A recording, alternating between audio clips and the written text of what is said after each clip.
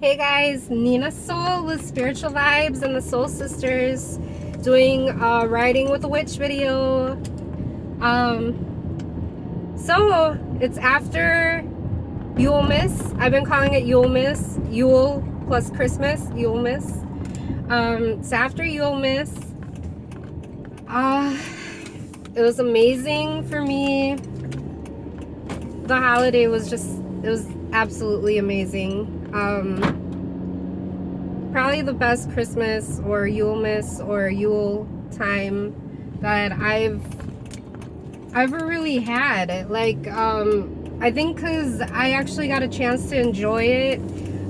Usually when we do family things, it's like, oh shit, it got hot in here. Hold on. Woo, got the heat on. It's a nice day today. All right, hold on, let me sit up because I'm like lean back and, all right, I'm bundled up.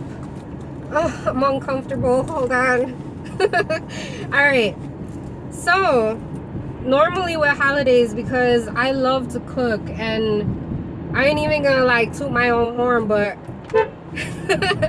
I'm pretty good at it, you know? So, you know, my family, my in-laws, they all love it when I cook, and so holidays for me is usually like me running around like a crazy person, cooking and you know, stuff like that, doing what I do. But this year, my husband, he surprised me and he took me to the Sybaris, and you know, well, I had known about it, but he had surprised me, like, he had surprised me, but he had also warned me. That way I was prepared. So, you know, I had never been there, so it was amazing. We had a really great time, of course. And it's like, it's exactly what we needed. Like, we needed that. Like, we needed that time together.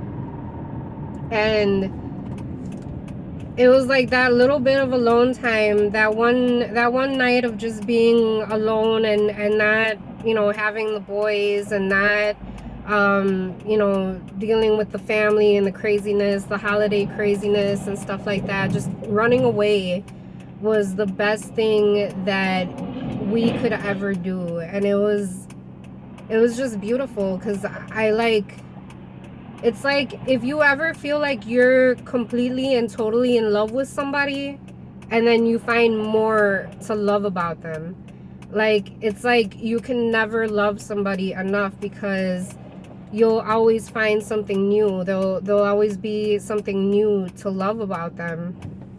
And I guess what really kind of got me wanting to kind of talk about relationships, marriage, things like that. You know, I've been married for 3 years now, and we've been together for 7 years, 7.5 years. We've been together. We've been married for 3 years, and it's, you know, it's work.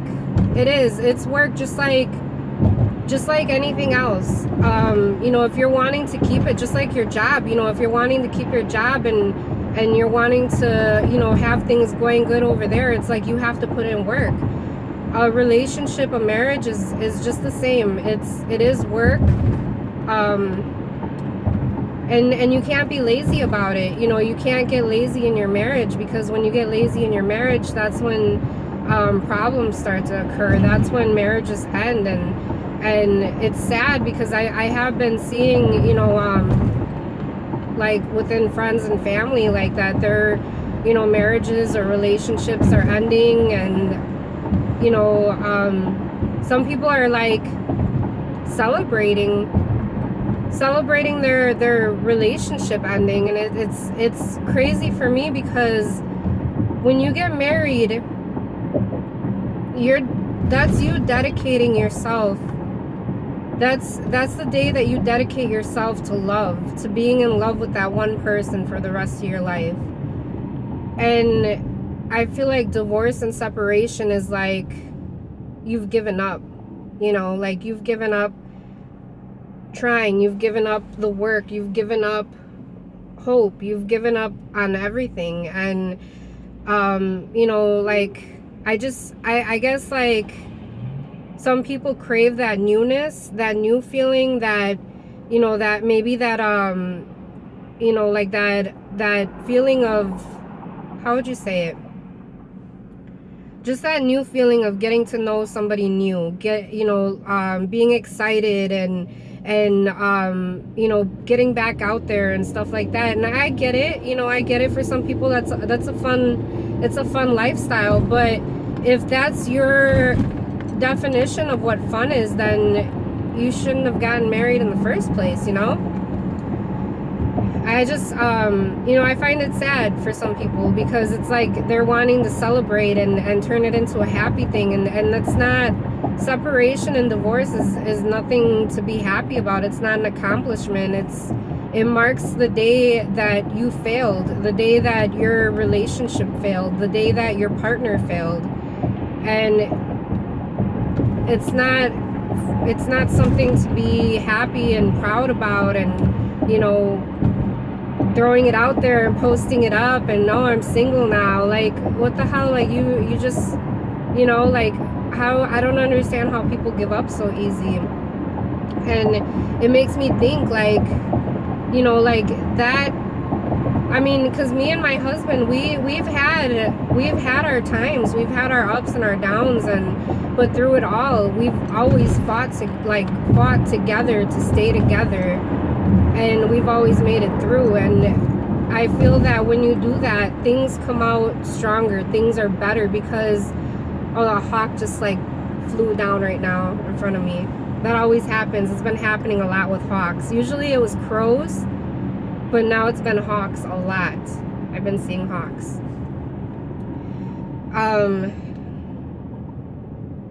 The universe is always going to put you to a test, because you're only worthy of having what you earn. What you give is what you're given. So when you feel that you're no longer satisfied, it could be maybe your partner stopped taking care of himself, maybe he stopped getting his hair cut, maybe he stopped shaving, maybe he doesn't buy himself clothes anymore, and you know, he got comfortable in the relationship. It could be things like that. But that's where communication comes in. You don't just run away and look for something else out there. Like, that mindset, having that type of mindset, it does not mean that you are no longer satisfied with your partner. It means that you have expectations that continue to become more than what it is that you have. And you're not, that by doing that, you're not appreciating what you've been given.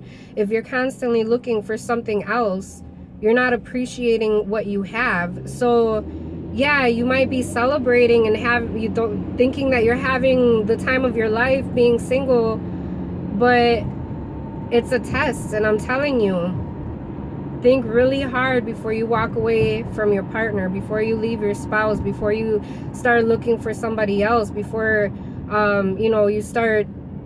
It could be so simple as, you know, starting to flirt with people at your job or something, you know, little flirtiness, things like that, where it kind of sparks your interest, your attention.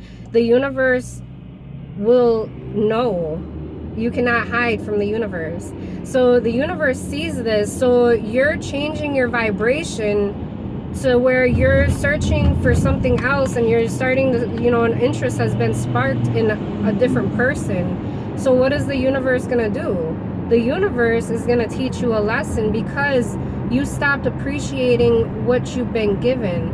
And anything on the outside, anything that has to do with looks. So, like, you know, if your man stopped taking care of himself, if he's not buying himself clothes anymore and taking care of himself like how he used to, start thinking about it. Maybe he hasn't done any of that because he's paying bills.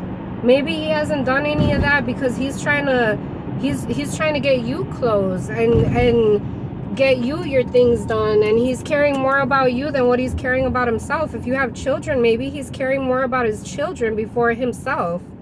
And that is a true man. A man should always put his family before himself.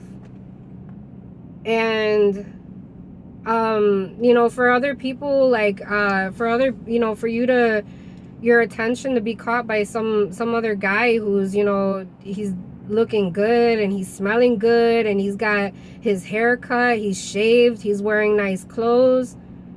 He's on the prowl. You know, he's single. He doesn't have anything tying him down. He doesn't have any obligations, responsibilities. If he does, they're minimal. They're not anything to where he has to make his penny stretch. You know, things like that.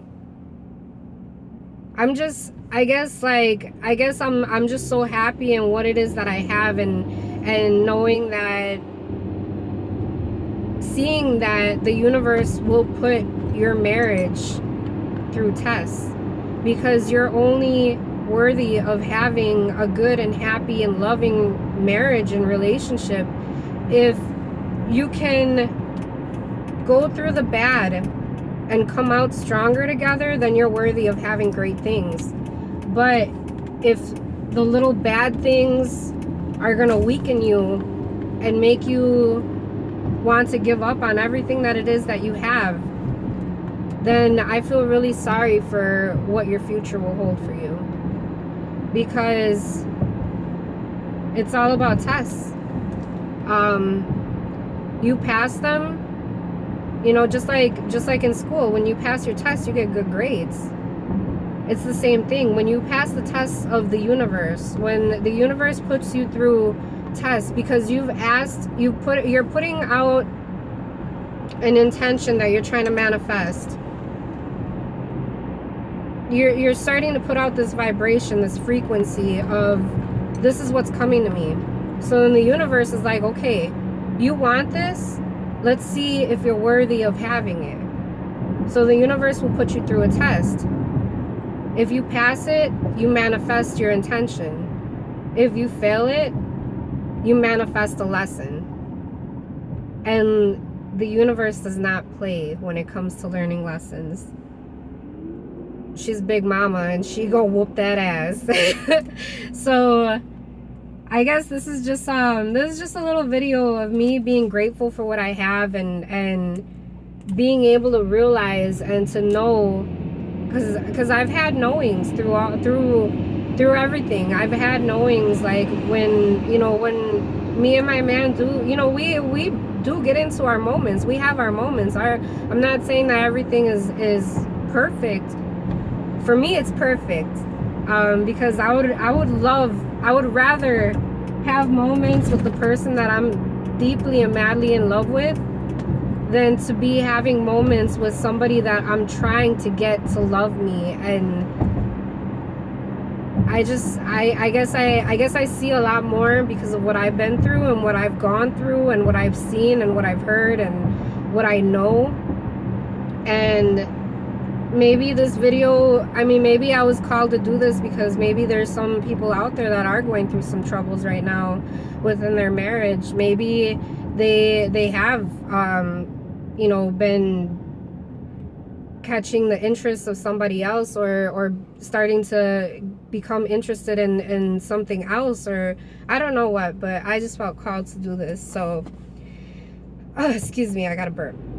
Okay. Excuse me. So I am on my way to work, and yeah, that's about it. I just wanted to kind of share this message, and like I said, if it resonates within you, it was because you were meant to hear it. And you know, just appreciate what you have, really. Don't put expectations out there. When you expect things from people, from the world, you're setting yourself up for disappointment, because you should appreciate whatever it is that you've been given. All right, you guys, well, I'm here, so I'm gonna go ahead and get in there, open up the shop, and do what I do. And you know, we'll be doing some more videos, probably, I don't know if maybe later on today when Red Witch gets here. But yeah, I'll be seeing you guys at the next video, and blessed be. Okay, so I'm at the shop. And back on this topic, because something hit me. Like, somebody's gonna be like, oh, Nina, that's bullshit. Like, what if you're in an abusive relationship? You're trying to say that I shouldn't give up because my spouse is abusive. I'm not saying that. Okay, I just thought about this because I know there's gonna be somebody out there saying that. I know there's been a couple little fuckers out there that have been saying shit about certain stuff. I'm gonna be getting into that too, just before the New Year's, because that's something that I definitely want to release and I don't want to take with me next year. So I'm gonna definitely be doing a video talking about that too, talking about those people. Um, so I'm moving around a lot. When it comes to an abusive relationship, whether it be physical, mental, emotional, um, abuse, I think there's other types too, whatever type of abuse it is. I'm not saying that you should stay in an abusive marriage or relationship because you're if you don't stay in it, then you're giving up and stuff like that. I'm not saying that because and I'm only talking about this because of my experience, like my personal experience. So I've been in pretty much every type of abuse type of relationship. Pretty much, like, whether I've been like boyfriends, family, things like that. I've been through every abuse possible. So I could have lived the rest of my life a broken, damaged person, abusing other people because I was a victim of abuse. Or I could have thought I chose this life for a reason. Where was I going with this? What was. Because before you come to this, before you're born into this world, you choose the life that you have right now. You choose who's in it. You choose what's going to happen. What's going to happen to you, stuff like that.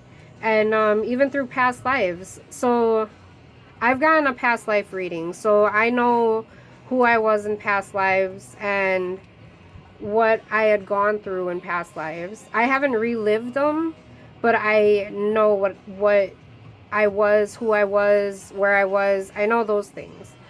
So looking at that, there was a lot of lessons that I have chosen, and I've picked a lot of hard ones. But the reason being was there was something to be learned in every life. There is a lesson, a really like a main. I mean, you're gonna learn lots of lessons within life, but there's a specific lesson in that life. That's why you are who you are. Um, your nationality is what it is. Like, if you're ethnic, Hispanic, whatever, like, you've chosen that. So you chose that for a reason. Everything in this life you have chosen. So by saying that, if you are in an abusive relationship, marriage, or you're being abused by other people around you, why is it that you chose for that to happen? Not I'm not blaming anybody if you were a child and you were abused as a child. I'm not saying that it was your fault. Because I've been abused as a child. So I'm not saying that. What I'm saying is that there was a reason why you chose that. And I feel that what I've gone through my life was all to teach me about who I wanted to become. It was something that I had chosen because I needed to live through that to be able to help other people. And I know that now. But If you would have asked me this years ago, like as a teenager, I would have been suicidal. I would have been angry. I would have been violent. I would have been out of control. And that's what I was. I was all those things. So you can live different lives within one lifetime. But you could also be stuck in one life in one lifetime. Like, I could have easily stayed destructive. Or I could have learned something about me and changed it like I did. And that's why I'm here. I didn't just get here. The wind chimes hitting the window. How could I put this? I'm not saying I have it all, but I have a really great life now. But I could have let all the abuse become who I was and live in me until it grew and grew and grew, and I became an abuser. But that's not what happened. I changed. My life changed. I let go of people that I love so much because I had to, because I outgrew that relationship. I outgrew the abuse. I outgrew all of those things that I was going through as a child, as a teen. I outgrew all of those things. And so I want to say that you're not giving up on your relationship or your marriage if it's something that you've outgrown. But if it's something that you continue to go back to and continue to relive time and time again, because I've been that person too. I have. I've been that person to make up excuses for the abuser. I've been the person to love my abuser. I've been the person to abuse myself for my abuser. And I'm telling you that if you're going through those things, it's because that's what you've chosen and because those things are meant to teach you. So if you outgrow your marriage, your relationship, because that person is not willing to make themselves better to keep the relationship going, then yeah, then I feel that it is time to move on because you've outgrown the relationship. But if it's things like, you should always try to fix something before moving on. And I always believe that you're somebody else's lesson. So abusers can change. They can. But they have to choose to change. They have to want to change. You can't convince them. They have to want to do it. And if that doesn't happen, then you're abusing yourself because you're allowing yourself to be abused. A person can only do to you what you allow them to do. And there's always a way. There's always a way out. And, if you're being abused, do what you have to safely get out of that relationship. There's always a way. There's always somebody out there willing to help.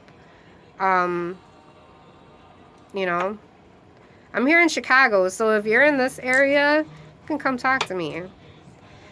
I lived it and I've learned, and I'm here to uplift people, and I'm here to help other people because of what I've lived through and what I know works.